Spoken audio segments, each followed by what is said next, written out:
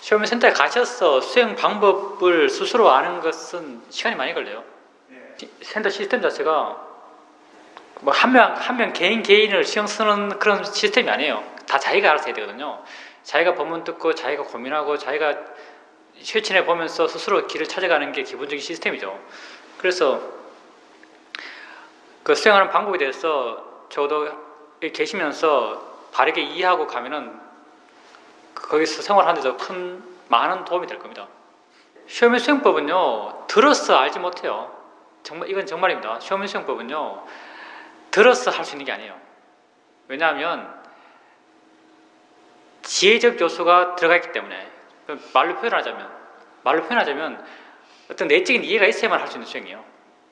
단지 말은 이렇게 해줄 수 있죠. 이렇게 수행하십시오 하는데요, 그렇게 수행하는 의미를요, 자기 스스로가 수행하면서 깨달아야 돼요. 깨닫는 게 사회적인 깨달음이 아니고요, 해 나가다 보면 마음이 알아요. 거사님께서 이 수행에 나가면서 어떤 이해가 생겨나면요, 스스로 알 겁니다. 내가 이해한다는 느낌이 안 들어요. 마음이 스스로 이해했다라는 느낌이 들어요. 이해에 대해서 그런 느낌을 가져요. 내가 이해한 것이 아니고 마음이 스스로 이해했다라고 느껴져요. 시험의 수행을 바르게 하기 위해서는 그런 기본적인 이해들이 마음에 있어야 돼요. 그런 이해들은 그 사람이 내게 아무리 뭐 천만 마디 말을 들어도요, 생기잖아요. 사실은 들어서 알 수 있는 것은 한계가 있고요, 그 사람이 실제 수행에 나가면서 스스로 체득해야 될 부분이 아주 많습니다.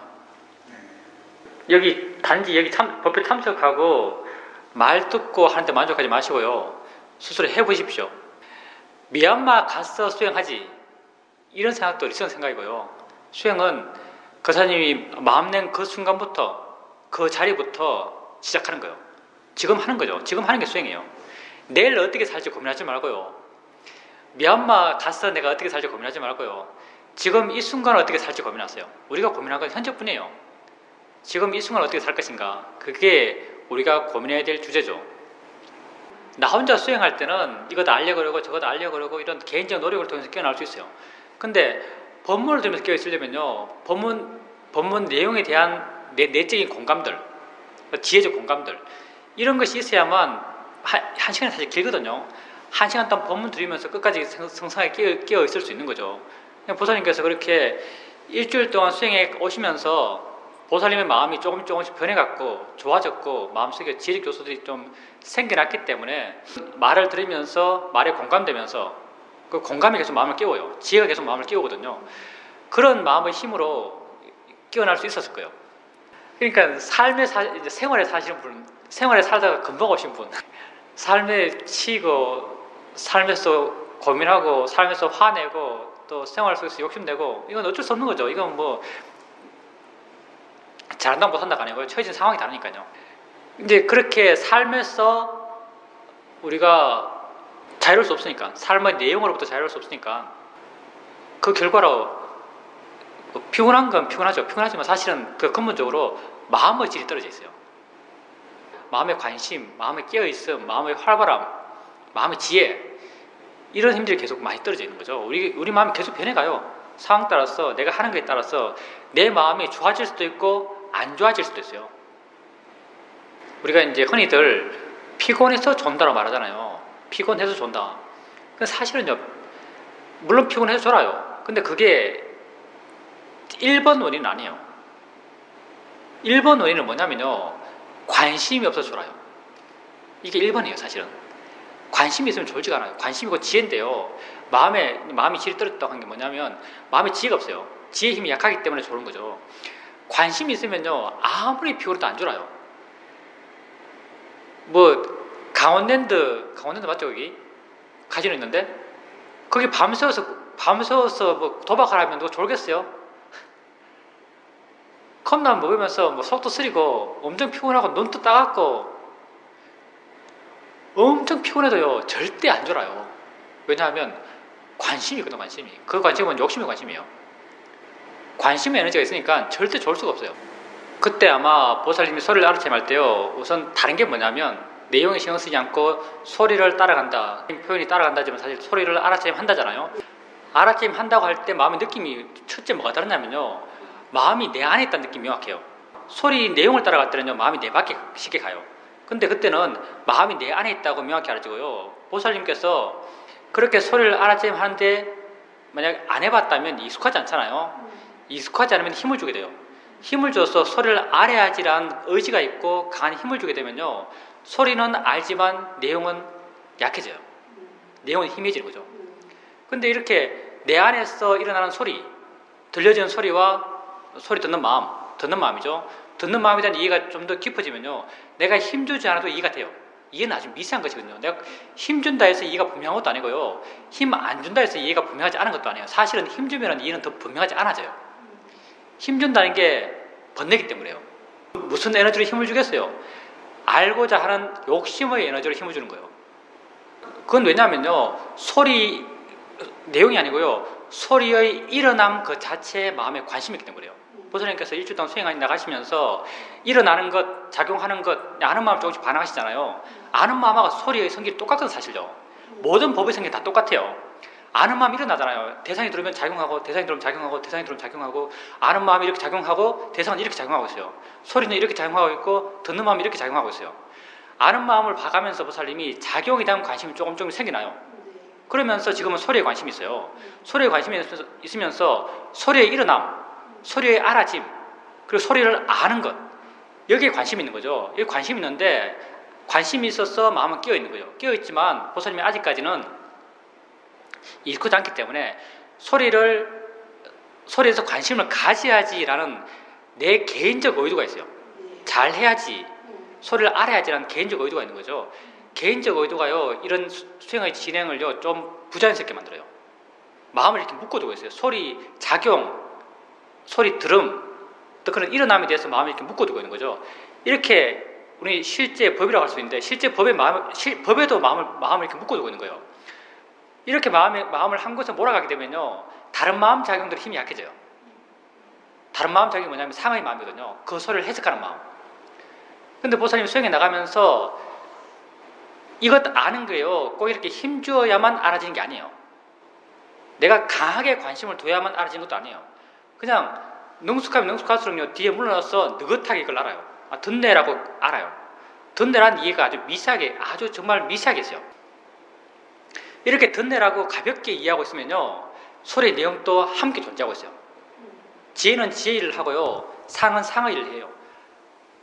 마음이 점점점 자연스러워져 가고 힘이 좋아지면요, 마음의 역량이 점점 넓어져 가요. 이것도 알 수 있고 이것도 다 알 수 있어요. 지금 마음의 역량이 여러 가지 일을 할 수 있는 거예요. 보살님께서 지금 봐도 보살님은 내 말을 듣지만 나를 보게 돼요. 이게 동시에 일어나거든요. 이것만 해요. 저 온풍기 소리 듣고 있고 엉덩이 느낌도 느끼고 있어요. 다 함께 하고 있는 거예요. 보살님께서 나중에 마음이 정말 물어나서 마음에 힘이 있고 여유가 있으면요, 듣는다고 이해했다는 것도 알고요, 듣는 내용이 뭐다라는 것도 알아요. 근데 지금은 듣는다라고 이해한 것에 마음이 이렇게 꽂혀 있는 거죠. 이게 꽂히게 하는 힘은요, 욕심의 에너지예요, 사실은요. 그걸 이해하고 싶어하는, 거기에 마음이 머물고 싶어하는 에너지가 있는 거죠. 욕심이 있으니까 마음의 질이 떨어지고, 마음의 질이 떨어지니까 그것만 아는 거예요. 이제 보살님께서 아는 마음을 자꾸 좀 더 자연스럽게 이해해 가시고, 아는 마음을 보는 마음이 좀 더 자유롭고, 그럴 때 아는 마음과 함께 알아지는 대상은 작용일 수도 있고 관념일 수도 있죠. 알아지는 대상도 명확히 이해하고, 또 아는 마음과 더불어 함께 있는 여러 가지들, 여러 느낌들, 여러 소리들, 관념적으로 존재하거든요. 안다는 것에 대한 이해도 있고, 그럼 관념적인, 저게 무슨 소리라는 것, 이게 어떤 느낌이라는 것, 이게 어디에서 난 느낌이라는 것, 이게 다 관념이에요. 이런 관념도 점점 명료해져요. 지혜도 명료해지고요, 관념도 명료해져요. 아는 마음에, 보살님이 지금 주되게는 아는 마음을 보고 계신데, 아는 마음을 반응하는 게 점점 익숙해지면요, 점점 아는 마음을 더 가볍게 볼 수 있어요. 가볍게 볼 수 있는 마음이 바른 마음이고요, 가볍게 볼 수 있으면 볼 수 있을수록 이런 지혜와 관념이 함께 공존해요. 보살님께서 지금 소리 들을 때 소리에 마음을 두니까 내용이 알아지기도 하고 알아지지 않기도 한다라고 말한다면요, 그건 소리 들음을 이해하는 지혜가 아직은 힘이 아주 좋다고 볼 수는 없어요. 지금처럼 해나가시면 점점점 이해도 하고 그게 뭔지도 명료하게 알아요. 그걸 모르면은 바보죠, 세상에. 그렇지 않아요, 사실요. 세상을 어떻게 살아요? 우리 세상을 잘 살기 위해 수행하는 거예요. 우리가 법만 알고 관념을 모른다면요, 세상에선 바보예요. 이런 인간상이 바른 수행자 상은 아니죠. 법도 이해하고 관념도 분명히 알면서 관념으로부터 자유로운 사람. 이게 우리가 수행해 나가면서 되고자 하는 수행자 상이죠. 관념을 명료하게 알아야 관념으로부터 자유로울 수 있어요. 그 힘이 관심이에요. 일어남에 대해서 관심이 있기 때문에 그래요. 작용하는 것에 대해서 관심이 있기 때문에 한 시간 동안 가볍게 있을 수 있어요. 그게 다 아는 마음을 봐나가면서 아는 마음의 작용적 측면에 대한 이해들이 보살님이 알게 모르게 마음에 조금씩 생겨나갔기 때문에 작용에 대한 관심이 생기는 거예요. 작용을 이해하기 때문에 작용에 대한 관심이 생겨요. 우리가 모르는 것에 대해서는요, 관심이 생길 게 없어요. 어떤 수행 가르치는 분이 내가 하는 말 듣고는 저 스님은 부처님 말 안 하고 자기 이야기 한다 라는 말을 해요. 부처님 이야기 안 하고 자기 이야기 한다라고 다른 사람이 누가 이야기했대요. 세상이 좁으니까요 막 흘러 들어오죠. 누가 무슨 말 했다더라. 맞는 말이에요. 사실 난 내 이야기예요. 당연하죠. 당연히 내 이야기예요. 왜 내가 내 이야기 하냐면 내가 그렇게 이해한 걸 내가 이야기하기 때문에 내 이야기예요. 우리가 물론 경전을 공부하고 부처님 가르치는 공부예요. 공부하면서 수행에 나가죠. 수행에 나갈 때 수행에서 어떤 이해가 생겨나요. 그 이해가 당연히 상의 마음이 있으니까 상의 마음으로 언어화돼요. 이렇게 언어화될 때 자기가 수행에 나가면서 수행적 이해가 언어화될 때 이 언어화가 자신이 일상적으로 쓰는 말로 언어화될까요? 아니면 자기가 교학적으로 공부한 내용 패턴에 맞춰서 부처님 표현식으로 언어화될까요? 예, 당연하죠. 언어화가 그냥 즉각적으로 바로 일어나는데요. 사유로 하는 게 아니고요. 이 언어화가요, 그냥 즉각적으로 마음이 뭔 처음 하면 뭐구나라고 바로 표현해요. 이 표현은요, 경전에서 어떤 쓰여진 경전적 패턴으로, 경전적 어떤 문화적 패턴으로 생기지 않아요. 일상에 자기가 쓰는 언어로 표현돼요. 자기는 내가 수행에 나가면서 내 이해가 생기죠. 내 이해가 생기면요, 그건 내가 일상으로 쓰는 표현대로 언어화돼요. 그리고 내가 여러분에게 말할 때 당연히 그렇게 표현된 언어로 내가 여러분에게 말을 하죠. 그러니까 내 말에 익숙하지 않은 사람 같은 경우는 그분과 내가 공유하는 것은 부처님의 가르침이죠. 부처님이 경전에 써 있는 것. 경전에 써 있는 표현의 방식과는 많이 다르죠. 많이 다르니까 그 잘 모르는 분은 당연히 내가 하는 말이 다 내 이야기다. 내 수행 이야기다. 수행 이야기가 아니고 내 수행 이야기다라고 말을 하는 건 당연해 보여요. 그러면 오늘 우리가 하는 수행이 붓다의 가르침이다라고 하는 걸 근거 비슷한 걸 한번 해봅시다. 우리 경전이라는 게 굉장히 부족해요. 사실은요. 경전 갖고 길을 찾기는 불가능에 가깝죠. 만약 경전이 명료하게 수행의 길을 가르쳐 준다면요, 수행 가지고 싸울 일도 없어요.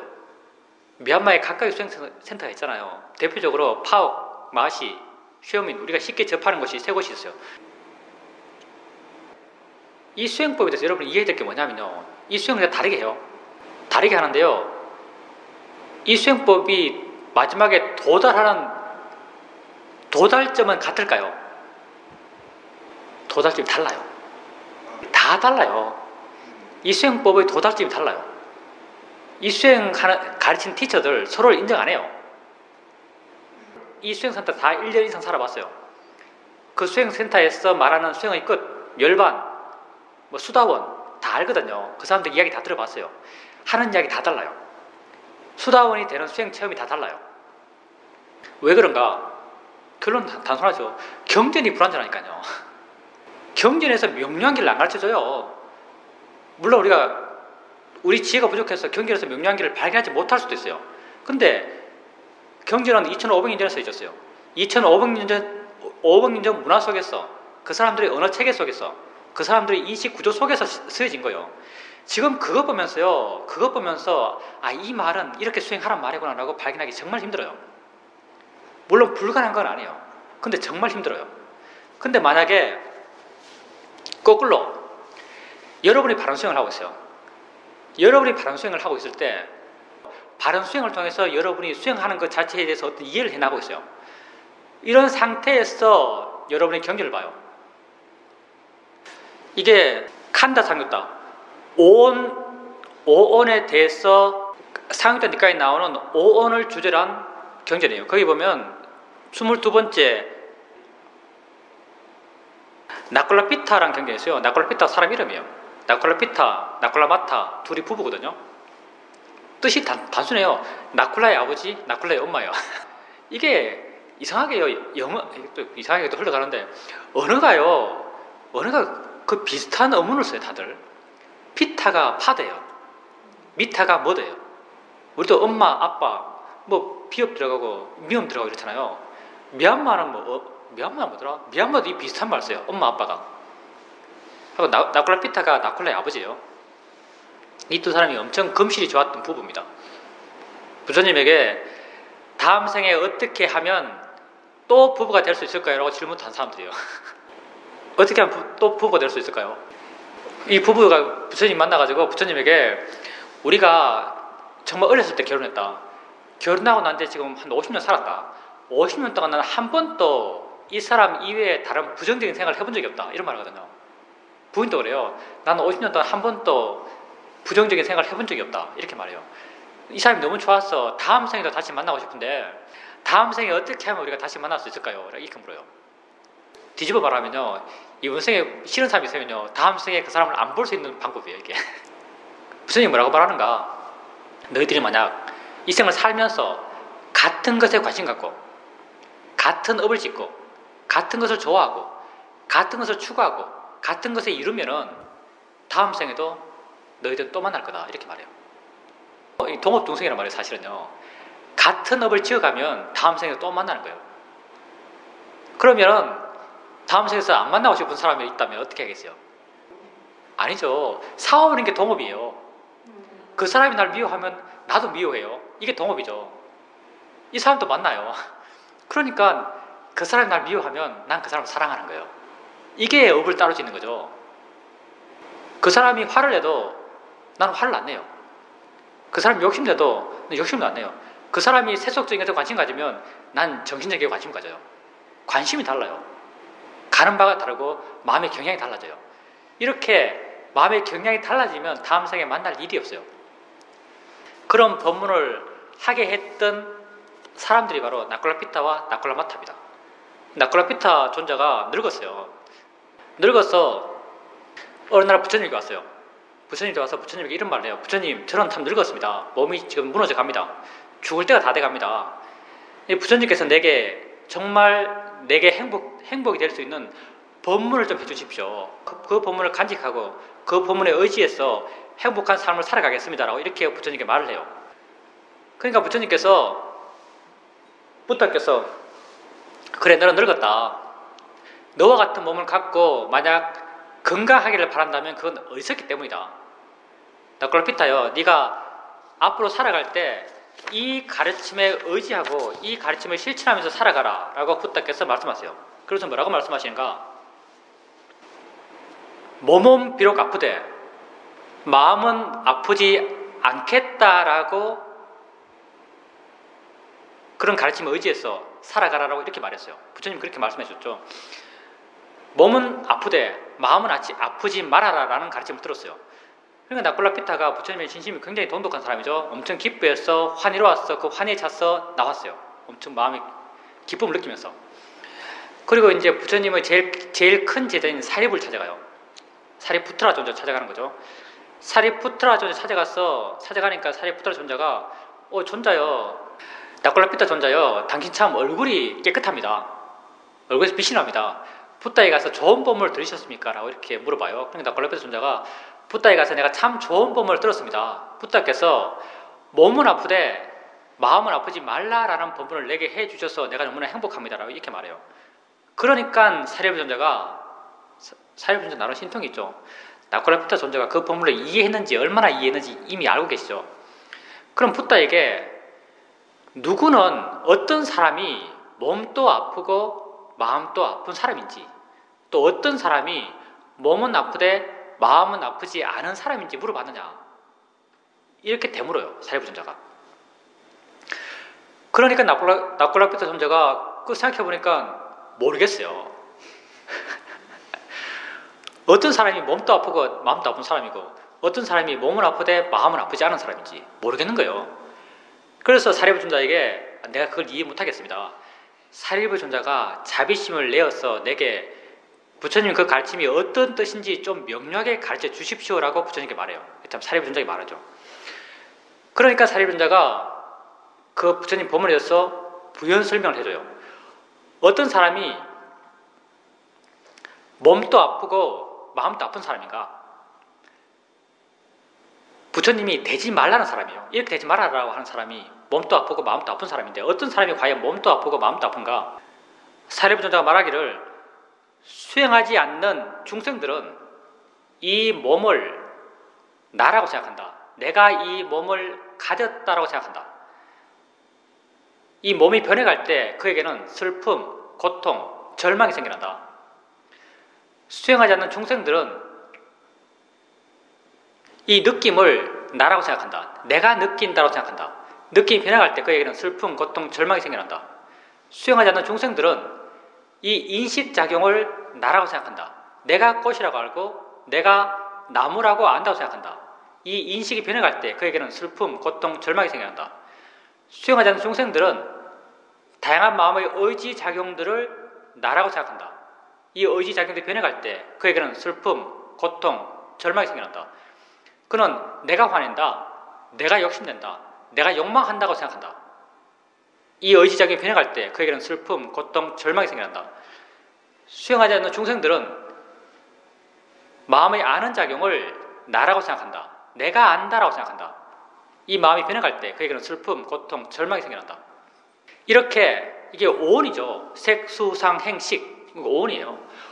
오온을 나라고 생각하는 사람, 그 사람이 바로 부처님이 되지 말라는 사람, 몸도 아프고 마음도 아픈 사람이에요.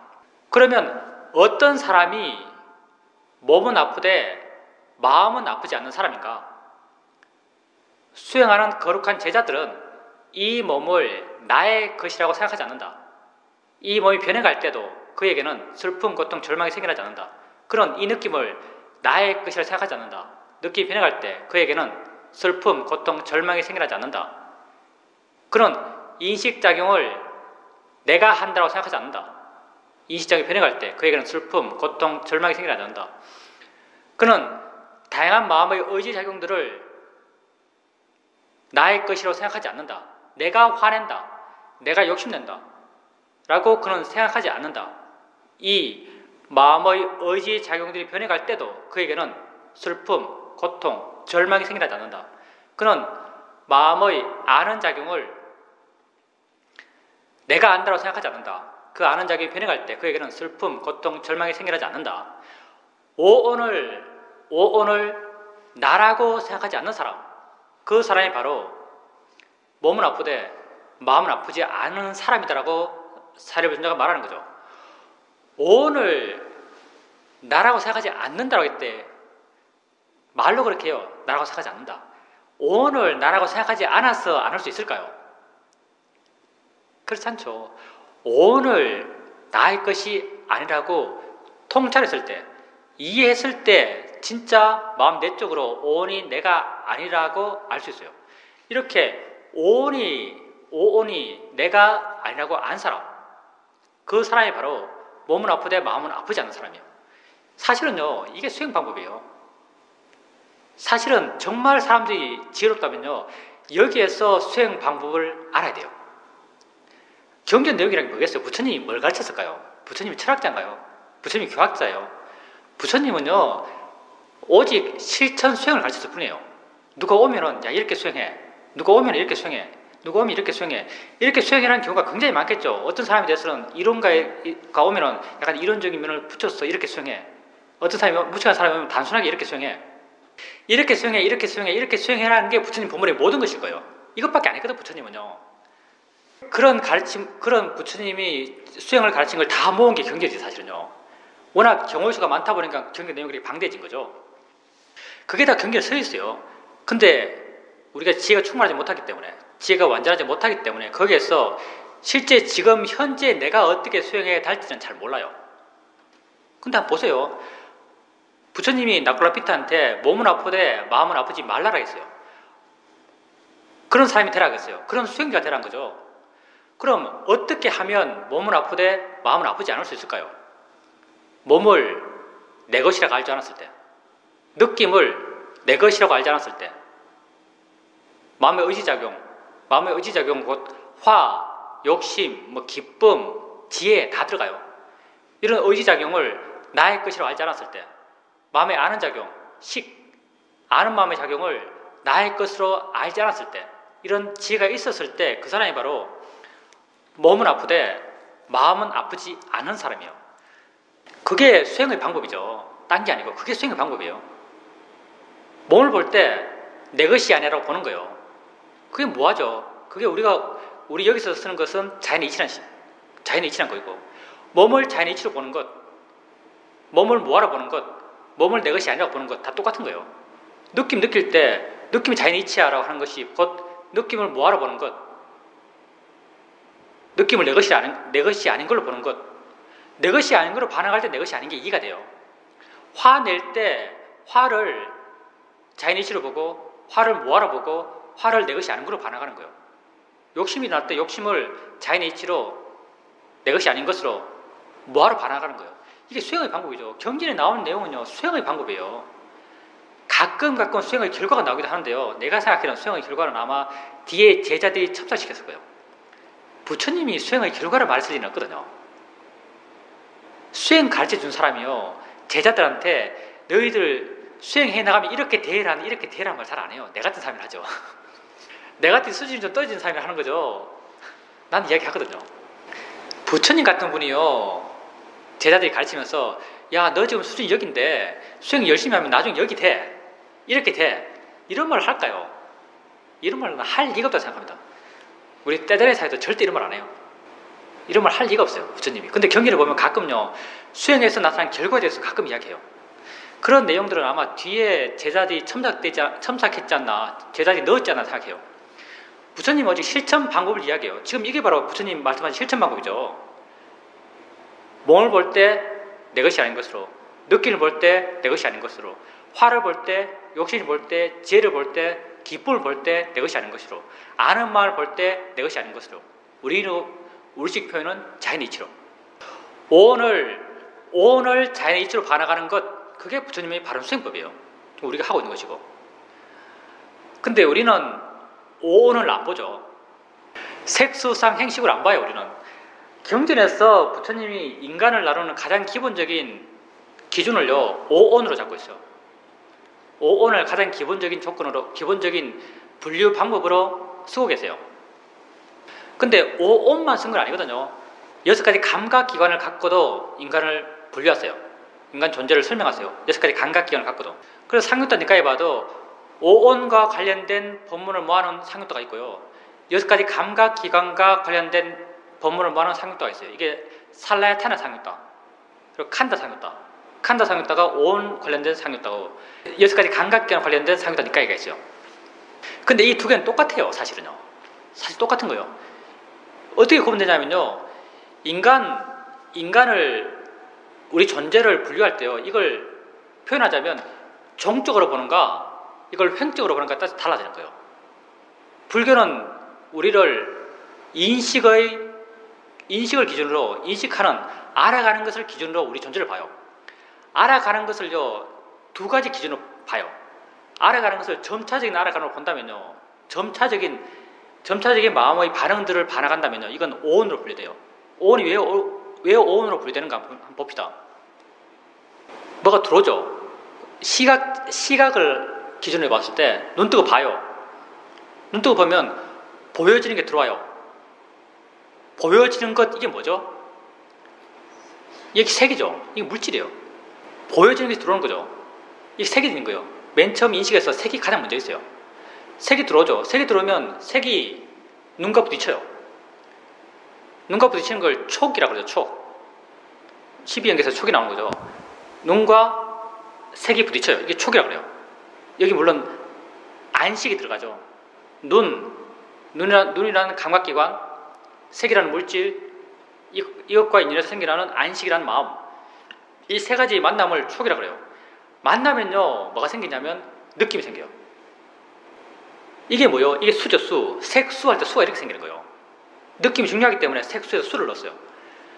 느낌이 생기면요, 느낌이 생기면 그 다음 마음짝이 뭐냐면 느낌을 통해서 아 저건 벽이구나, 저건 노란색이구나, 저건 파란색이구나, 저건 나무구나라고 알아요. 그게 뭐죠? 상이에요. 그러니까 색이 있고 그 다음 수가 생기고 그 다음 상이 생겨요. 상이 생기면 또 어떻게 되죠? 상이 생기면 또 우리가 아 저건 아름다운 것 좋아하고 저건 추한 것 싫어하고 이게 뭐죠? 이게 마음의 의지작용이에요. 이게 행이에요. 색수상 행이죠. 그리고 이렇게 색수상 행이 일어날 수 있는 전체적인 마음의 테두리들, 마음의 연목 같은 것들, 이걸 식이라고 그래요. 이렇게 인식의 전개 과정으로 해서 우리 존재를 구분한 것, 이게 오온이에요. 색수상 행식이에요. 이 오온이 일어나는 것이거든요. 근데 오온은 눈에서만 일어나나요? 오온은 눈에서도 일어나고 귀에서도 일어나고 코에서도 일어나고 입에서 일어나고 몸에서 일어나고 마음에서 일어나요. 오온이 일어나는 것 여러 가지 것을 기준으로 보면요, 이건 6가지 감각기관을 보는 거예요. 6가지 감각기관에서 다 오온의 진행이 일어나고 있는 거죠. 이 진행을 보면요, 오온으로 보는 것이고 6가지 감각기관을 기준으로 보면 이건 6입으로 보는 거죠. 이건 6입이라고 그러죠. 6가지 감각기관을 한문으로는 6입이라고 그래요. 이렇게 사실은 오온과 6가지 감각기관이 일어나면 똑같은 거죠. 우리 수행은 오온을 무하로 반응하는 수행이 아니고요, 6가지 감각기관에서 일어남을 무하로 반응하는 수행이에요. 보는 것에 대해서 자연의 이치다, 대상이다 라고 반응하고, 듣는 것에 대해서 자연의 이치다, 대상이라고 반응하고, 느끼는 것에 대해서 자연의 이치다, 대상이다 반응하고, 이렇게 6가지 감각기관에서 알아지는 것에 대해서 무아적 시각, 우리식 표현으로는 자연의 이치다라는 발언견을 갖고 반응하는 거예요. 그래서 내가 이 수행을 하면서 이 수행을 통해서 조금씩 이해가 생겨나고, 그런 상태에서 경전을 읽어보면요, 내 스스로가 내가 참 바르게 수행하고 있다고 다시금 알게 돼요. 여러분 정말 이 수행을 통해서 어떤 이해가 생겨나고 난 뒤에 경전을 읽으면요, 경전에서 바른 수행의 방법을 무수하게 만납니다. 사람들이 모를 뿐이죠. 대표적으로 이런 게 있는 거죠. 한번 보십시오. 경전에서 제일 많이 나오는 말이 이거예요. 사실은 수행 가르치는 건데요, 부처님이 수행 가르쳐주고 있는데 사람들이 이게 수행법인지 몰라요. 경전에서 가장 많이 나오는 장면이 어떤 장면이냐면요, 비구가 와요. 비구가 와서 부처님이 비구가 문답을 해요. 부처님이 가르치면 문답을 통한 가르침이거든요. 비구에게 묻죠. 뭐라고 묻냐면, 야 비구야, 몸은 영원하냐 영원하지 않느냐? 그럼 비구가 영원하지 않습니다. 영원하지 않은 것이 고통인가 즐거움인가? 고통입니다. 고통스럽고 영원하지 않은 것을 너의 진화라고 할 수 있느냐? 할 수 없습니다. 그럼 몸에서 일단 느낌은 어떠냐? 느낌을 통해서 일어나는 화는 어떠냐? 아는 마음은 어떠냐? 내게서 일어나는 모든 알에 대해서 영원한가? 고통인가? 네 것이 아닌가? 이걸 물어요. 이런 장면이요, 경전을 읽으면 굉장히 많이 나와요. 근데 사실은요, 이게 수행 가르쳐주고 있는 것이에요. 사람들이 모르죠. 그때 어느 구조상은요, 이게 수행 가르쳐주고 있는 것이에요. 근데 지금 우리가 느끼기에는요, 이거는 그냥 강의하고 있는 것 같이 느껴져요. 지금 우리식 표현으로 그때 이 대화의 목적에 맞춰서 말한다면요, 비구요, 몸을 볼 때 그것을 고통으로, 영원하지 않은 것으로, 너의 것이 아닌 것으로 봐라, 이렇게 가르치고 있는 거예요. 사실은요, 느낌을 볼 때 그걸 너의 것이 아닌 것으로, 영원하지 않은 것으로, 고통으로 봐라. 화를 볼 때 그걸 영원하지 않은 것으로, 고통으로, 네 것이 아닌 것으로 봐라. 이렇게 부처님이 비구에게 가르쳐주고 있는 것이죠. 비구에게 실천 수행 방법을 가르쳐주고 있는 거예요. 수행이 당연히 그런 거 보면요, 정말 수행 방법이라는 건 너무나 명료해요. 내게 알아진 느낌을 무하로 반응하고, 고로 반응하고, 무상으로 반응하는 거예요. 내게 알아지는 모든 것에 대해서 그래요. 내게 알아지는 화, 내게 알아지는 욕심, 내게 알아지는 생각, 내게 알아진 소리, 내게 알아진 느낌들, 무엇이 되었든 그걸 무상한 것으로, 고통스러운 것으로, 내 것이 아닌 것으로 반응하는 것이요. 이 세 가지를 혼용할 필요 없어요. 이 세 가지 가운데 한 길을 가면 돼요. 우리 수행은 이 세 가지 길 가운데 무아적 시각을 중심으로 수행해가죠. 그게 곧 우리가 쓰는 말로 자연의 이치란 말이죠. 자연의 이치란 말과 무아라는 말은 완전히 같은 말입니다. 어떤 측면에서는 수행이 이렇게 너무나 타락한 게 좀 이해가 안 돼요. 내가 느끼기에는 수행의 방법이라는 건 너무나 명료한데 수행이 굉장히 타락했죠. 뭐가 옳은지 몰라요. 전부 틀렸거나 하나 맞아요. 왜냐면 다르니까. 수행이 다 달라요. 전부 틀렸거나 불교 수행이라는 게 전부 틀렸거나 하나 맞을 거예요. 한때 나는 전부 틀렸다고 본 적도 있어요. 사실은. 내가 미얀마에서 한 6년 살고요. 난 굉장히 비판적인 사람이에요. 어떤 수행을 할 때도 굉장히 이 수행이 맞나 안 맞나 따져가면서 수행했어요. 그래서 수행처를 계속 옮겨 다녔죠. 옮겨 다니면 계속 수행들이 부정돼 갔어요. 이건 아니구나, 이건 아니구나, 이건 아니구나 하면서 부정해 갔어요. 그리고 마지막에는 마지센터에 있었어요. 마지센터에 있을 때는요, 상당히 수행적으로 굉장히 비참한 상태였어요. 왜냐하면 할 게 없으니까 이 수행은 아닌데 하면서 그 수행을 하고 있었어요. 할 게 없으니까. 이 수행은 아닌데 하면서 그 수행을 하고 있었던 거예요. 그러면서 야 이건 아니다. 이제 그때 내가 내린 결론은 다 틀렸다 했어요. 어떤 생각이냐면 이제는 열반으로 가는 길은 막힌 모양이다. 이 시대가 타락해서 붓다의 가르침은 이제 사라졌다. 사실 열반의 길이 막히면 붓다의 가르침이 사라진 거예요. 열반의 길은 막힌 모양이다. 붓다의 가르침이 사라졌다. 그냥 조용히 살자. 한국 가서 밥중하면서 스님으로 살면 밥은 잘 먹으니까 사는 것은 걱정할 필요 없으니까 밥중으로 해서 살자 하고 미얀마를 떠났어요. 미얀마를 떠나면서 그래도 남방 왔으니까 스리랑카랑 가보자. 스리랑카 갈 때 마음은요, 수행으로 어떤 바른 그냥 성취가 아니고요, 바른 불교적 성취는 불가능하구나 하는 마음으로 스리랑카를 간 거예요. 스리랑카는 특별히 수행 보려고 간 게 아니고요. 스리랑카 불교가 어떻지? 스리랑카도 테라와다 불교의 어떤 종주국이잖아요, 사실요. 스리랑카가. 가서 이제 구경했죠. 1년 동안.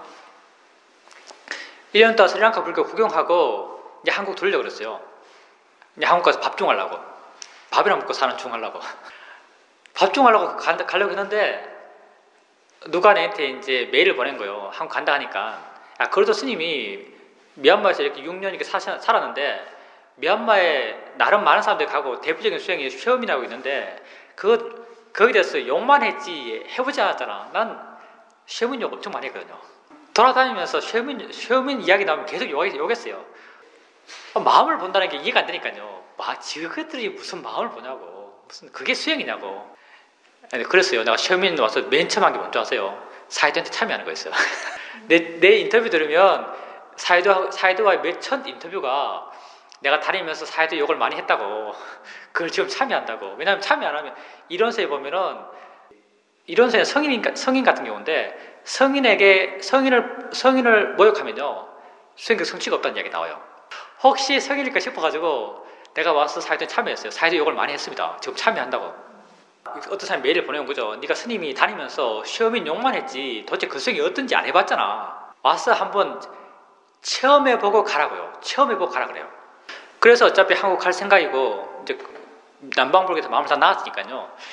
그 스리랑카 정리하고 알았다 하면서 쉐오민이랑 가보긴 가보자. 쉐오민 가서 도대체 이 사람들이 무슨 말 하는지 알고 싶었어요. 그런 경험 정도 하고 한국 들어올 생각이었어요.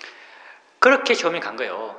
그렇게 쉐오민 갔는데 쉐오민 가서 내가 한 1주 내지 한 2주 지나면서 2주 정도 살고 난 뒤에 든 첫 생각이 이거였어요.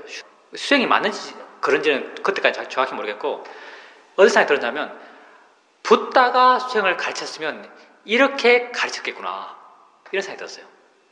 붓다가 수행을 가르쳤으면 이렇게 가르쳤겠구나. 어떤 자연스러운 생활과의 조화, 삶이 수행이 되는 수행 이런 느낌을 받았거든요. 맨 처음에요. 그리고 그리고 수행을 해 나가면서 수행에 대한 이해가 좀 깊어지고 마음이 좀 좋아져 가면서 내가 이전에 갖고 있던 어떤 국집들, 집착들을 좀 극복해 가면서 내가 마시 수행하면서 배에 대한 집착이 있었죠. 극복해 가면서 점점 마음의 상태가 좋아져 갔죠. 그러면서 이 수행이 정말 붓다의 수행이다라고 내가 알게 된 건 언제냐면 정말 강한 통찰지가 났을 때. 도노처럼 그냥 내가 뭘 하겠다는 생각이 아무것도 없어요. 왜냐하면 마음이 좋아졌어. 내가 수행하려는 노력하지 않아도 마음이 수행하고 있어요. 마음이 저절로 수행해 나가고 있을 때 오력의 균형이 맞을 때는요. 내가 어떻다, 내 상태가 어떻다, 뭐 내 마음의 힘이 좋다, 내가 고요하다 이런 자기 상황을 인지한 판단이 전혀 안 일어나요. 그냥 쭉 진행돼요. 이런 진행 속에서 뭐다라는 알미 확 일어나요. 내 존재에 대한 통찰, 봄이 뭐구나, 들음이란 게 뭐구나, 느낀다는 게 뭐구나 라는 통찰이 확 일어나요. 이런 통찰로 마음이 충만했을 때 정말 지혜가 내 마음을 바꾼다라는 게, 지혜가 내 마음을 좋게 바꾼다는 게 뭔지 확실히 알았죠. 이전에 수행할 때, 이전에 마하시나, 우리끼리니까 딴 사람 욕합시다. 이전에 마하시나 파악에 수행할 때는요, 어떤 하지 못했던 수행 체험이 있어요.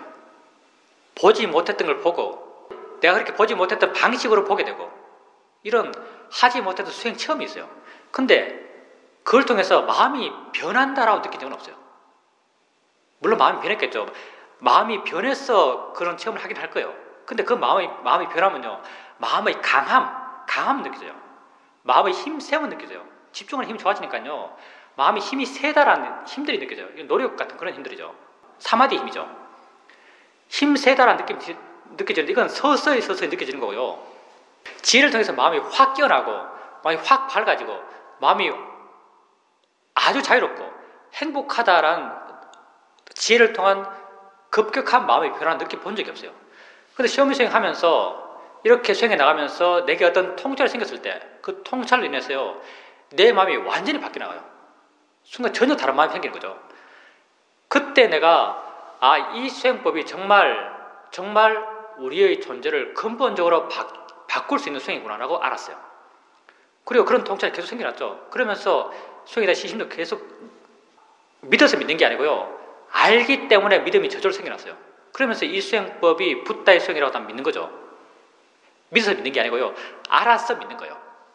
그리고 나중에 내가 이전에 읽었던 책들, 이전에 읽었던 경전들을 읽어보면요, 경전 곳곳에 이 수행을 설명하고 있어요. 사실은요, 거의 무수하게 경전 무수한 부분에서요, 이렇게 수행하는 방법을 붓다가 설명하고 있어요. 근데 사람들 몰라요. 이것도 그렇잖아요. 오늘 나라고 생각하지 않는 것, 이게 수행법이에요. 딴 게 아니고. 회통이라고 말이 있는데요, 그건 아주 이상적으로 말한 거고요, 회통 잘 안 될걸요. 회통이 잘 안 될 거예요. 근데 그 사님께서 이론적이나마 바른 수행이 뭔지 아셔야 돼요. 시험 수행이 바르다가 아니고요, 어떤 수행이 바른가, 그 수행을 통해서요, 화와 욕심과 어리석음이 줄어들었을 때 그 수행이 발라요. 그 수행을 했을 때 화와 욕심과 어리석음이 줄어들었을 때 그 수행이 바른 거예요. 불교는 딴 게 아니에요. 불교의 길은요, 오직 욕심 줄고 화 줄고 어리석음 주는 거예요. 부처님이 경전에서 열반까지도요, 열반이 뭐냐라고 물으면요, 열반은 화 없는 것, 욕심 없는 것, 어리석음 없는 것이 열반이라고 말해요. 화, 욕심, 어리석음 줄이가는 게 열반, 바른 길이거든요. 근데 이제 이런 막연한 기준 갖고요, 바른 수행을 구분한 사람은 정말 지혜가 뛰어난 사람이에요. 왜냐하면 사람들이 보고 싶은 대로 보거든요. 나름 수행했다는 사람도 물어보십시오. 당연히 이 수행을 통해서 마음의 번뇌가 줄었습니까? 하면 100% 줄었다 그래요. 다 그렇게 말해요. 어느 정도까지는 맞아요. 왜냐하면 어떤 수행이 됐든요, 수행이라고 한다면 수행의 실천적 측면에서 어떤 수행이 됐든요, 기본적으로 수행은 자기를 보는 거예요. 자기 안을 내면을 보는 것이거든요. 내면에 뭐가 됐든 내면을 보는 것이요. 마음이 자기 안에 있기 때문에요, 마음은 기본적으로 좋아져요. 그리고 사람들이 수행을 해나갈 때 수행한다는 것에 대해서 수행하는 그 자체를 옳고 바르고 참된 일이라고 같이 부여하고 있어요. 우리가요, 이건 참된 일이라고 했을 때 참된 일이라고 자기가 믿고 있는 걸 하면요, 마음은 좋아져요. 그 일 자체가 참되든 안 되든 상관없이요, 내 이건 참된 일이야 하면 믿고 있는 것을 하게 되면 마음은 좋아져요. 대표적으로 이런 게 있죠. 108배. 아침에 일어나서 108배 해란 말 들어요. 108배 하면 마음이 행복해라고 들었어요. 108배 해요. 그럼 정말 마음이 행복해요. 왜냐하면 왜 그럴까요?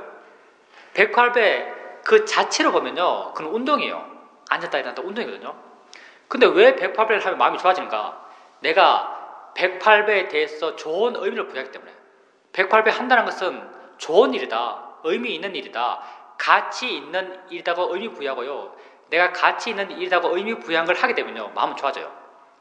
그래서 사실은 어떤 수행을 하더라도 수행 초반기에는 사람들이 그 수행한다는 것 자체에 대해서 좋은 의미를 부여하기 때문에 그것 하면 마음이 좋아져요.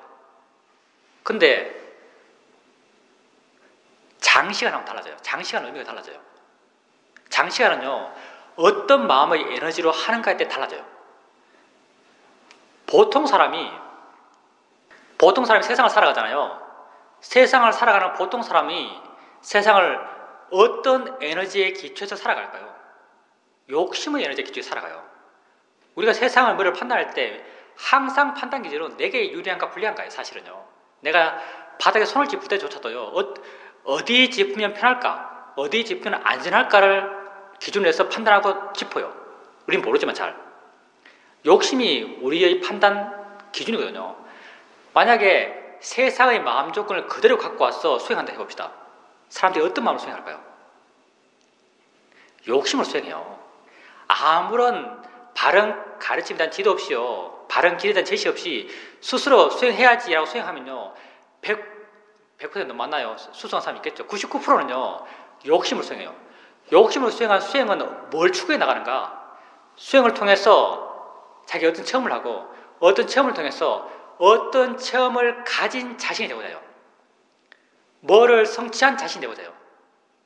자기를 계속 확대시켜 나가는 거죠. 욕심의 마음은 자기를 계속 확대시켜 나가요. 어떻게 된 나예요. 그리고 남에게 자랑하죠. 난 수행했어. 어떻게 됐어? 수행해서 뭘 얻었어? 남에게 자랑할 수 있는 어떤 것을 갖고 싶어요. 이렇게 점점 자기를 확대시켜 나가요. 이건요, 불교 수행과 반대로 가는 거예요. 수행 가르쳐주는 곳에서 수행 티처들이 그렇게 욕심으로 수행하는 게 경계를 안 해요. 어떤 측면에서는 약간 욕심을 부추기는 면도 없지 않거든, 사실요.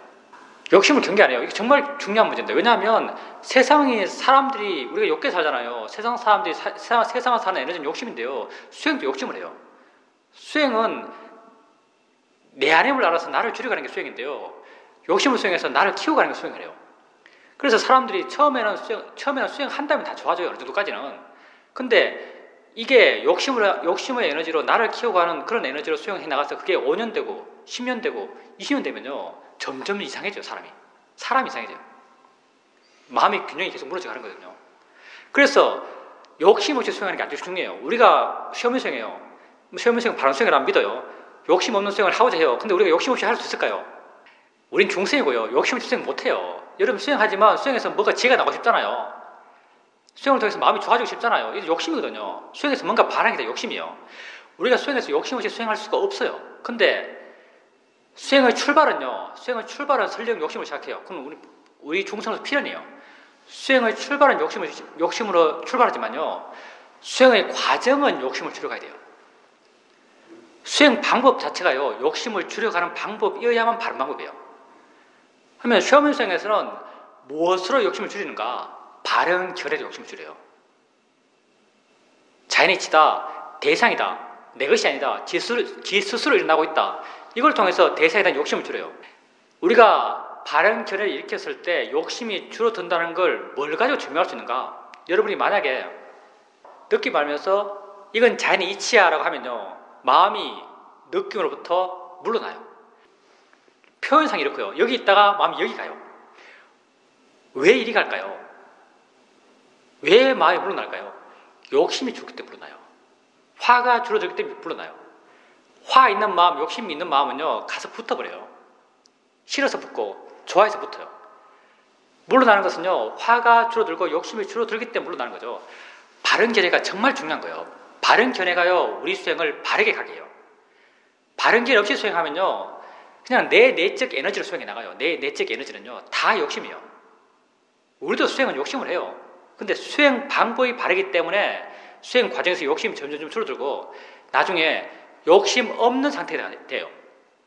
욕심의 마음이 전혀 없는 상태. 이게 오력에 맞는 상태거든요. 이게 법이 수행하는 상태. 내가 전혀 없는 상태. 내가 없는데 무슨 욕심이 있겠어요.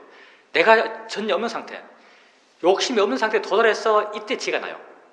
처음에 강렬한 욕심으로 수행해서 뭐 되겠다는, 수행해서 지혜 나겠다는, 수행해서 마음이 좋아지겠다는 강렬한 욕심을 시작하지만요. 수행의 방법 자체가 욕심 줄고 해서 나중에 욕심 없는 상태가 돼요. 이때 완전히 마음은 고요하고요. 완전히 내가 없고요. 법이 수행하는 단계죠. 이때 지혜가 나요. 지혜가 나면 또 어떻게 될까요? 지혜가 나면 여러분 지혜가 나면 지혜가 좋잖아요. 금방 어떤 상황이 되냐면 내가 없는 상태에서 지혜가 났는데요. 지혜가 나고 나면은 내게 지혜가 났다고 생각해요. 내 지혜다고 생각하는 거죠. 그러니까 마음이 뚝 떨어져요.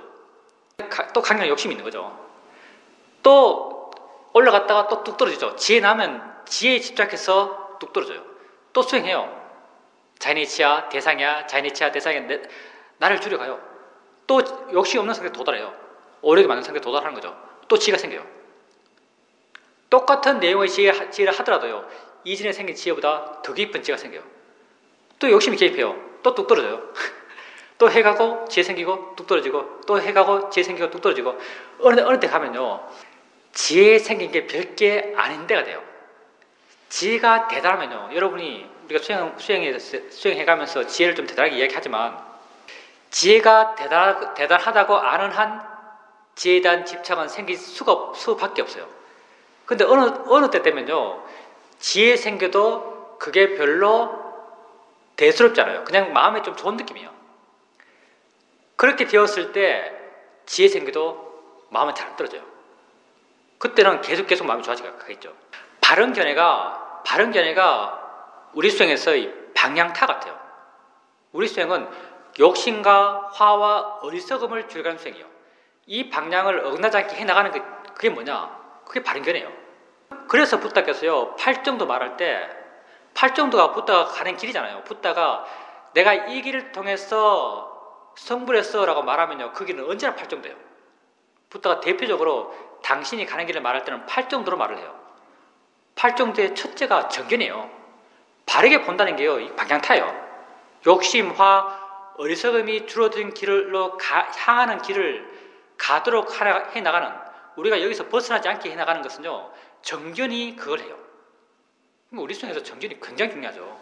정견 없이 불교수행도 없습니다. 정견이 있을 때 불교수행이 있는 거예요.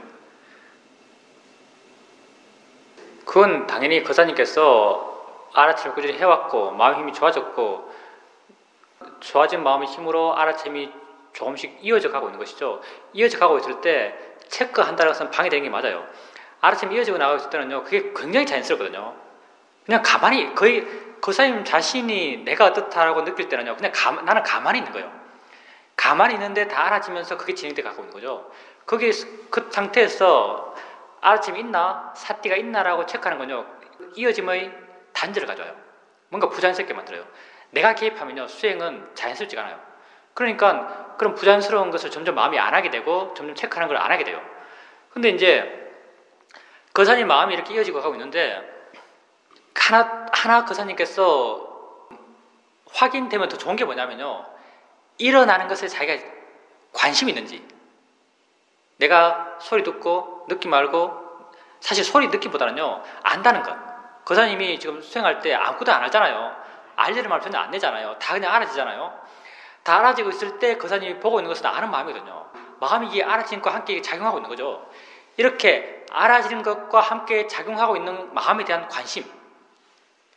거사님은 지금 계속 아는 마음을 계속 알고 있거든요. 사실은요. 그게 거사님에게 아는 마음이다라고 안다라고 명료히 이해될 때도 있고 이해 안 될 때도 있지만요. 실제 아는 마음을 계속 알고 있어요. 법을 계속 알고 있는 것이거든요. 근데 법을 계속 알아갈 때요. 법에 대해서 관심이 있는 마음이 있으면 더 좋아요. 지혜와 알아침이 함께 있는 것이거든요. 물론 지혜가 없지 않아요. 법을 이해하는 마음이 지혜이기 때문에 지혜가 없지 않은데 거사님이 그런 작용에 대해서 거사님에게 알아질 정도의 관심이 있다면요. 그건 더 좋은 상태예요. 마음의 힘이 약하다라고 볼 수는 있어요. 마음의 질이 떨어져 있는 거죠. 근데 마음의 질이 그렇게 떨어진 이유가요. 뭘까요? 알아채는 힘이 약했어? 지혜 힘이 약했어? 수행하는 노력이 약했어? 마음의 힘이 기본적으로 그렇게 떨어진 가장 근본적인 이유는요. 그 상태에 대해서 거사님이 갖고 있는 정해진 시각이요. 그 사건이요. 거사님이 느끼기에 그 사건이 이렇게 돼야 하는 거예요. 거사님이 알고 있는 그 사건 전개가 있을 거고 이러하니까 해결 방향은 이렇게 해결돼야 돼요. 이렇게 해결돼야 된다는 거사님 시각이 있는 거죠. 근데 사건이 그렇게 해결이 안 돼요. 사건은 다르게 진행돼 가고 있는 거죠. 다르게 진행돼 가고 있는 걸 거사님이 용납을 못하는 거예요. 용납을 못하는 마음, 이런 마음이 아주 강하기 때문에요. 여기에 대한 집착이요. 거사님 마음을 뚝 떨어뜨려요. 보통 때 화가 났을 때는요. 화를 볼 수 있을 때는 거사님 화가 나도 화를 볼 수 있을 때가 있잖아요. 화를 만만히 볼 때도 있고 정말 마음의 힘이 좋으면 화를 재밌게 볼 때도 있어요. 그때는요. 화가 난 내용이 돼서 거사님께서 그럴 수도 있다는 용납하는 마음이 있어요.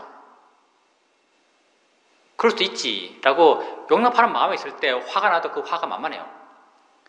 근데 그 상황 자체가 거사님에게 용납되지 못한 거라면요. 거사님 마음은 굉장히 나빠져요. 이때 수행을 못하는 거예요. 사실 수행하는 마음의 힘이 문제가 아니고요. 사건에 대한 집착 정도예요. 물론 집착이 크다는 것은 마음이 낮다는 말도 똑같은 말이긴 하지만요. 사건에 대해서 집착하는 마음이 크면 클수록요.